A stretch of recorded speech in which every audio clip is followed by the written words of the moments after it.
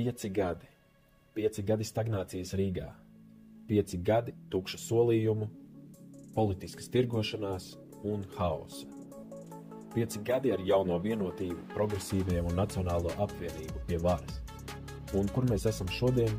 Vilnis Ķirsis, mērs, kurš solīja pārmaiņas, bet piegādāja stagnāciju.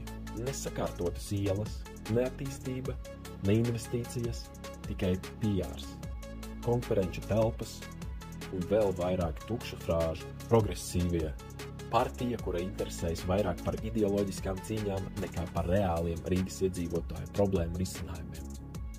Viņu prioritāte – bēgļu politika, LGBTQ vērtības un cīņa pret nepareizajiem vēlētājiem.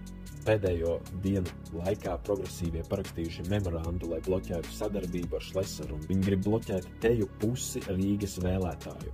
Vai tas ir demokrātiski, vai viņi uzskata mūs par minoritāti? Rīga grimst. Bez risinājumiem, bez attīstības šie politiķi neprot vadīt pilsētu.